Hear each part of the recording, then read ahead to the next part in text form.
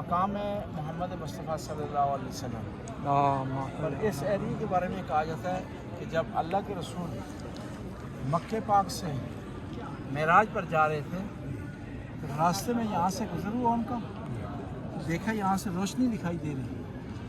اللہ کے رسول نے جبرائیل سے سوال کیا کہ جبرائیل یہاں روشنی کس بات کی ہے، اتنی تیز روشنی، اتنا نور ہے؟ کہا کہ یہ وہ جگہ ہے جہاں آپ کے بھائی کو شہید کیا گیا، علی کو۔ اس وجہ سے یہ جگہ نورانی خدا نے اس کو تیار کیا۔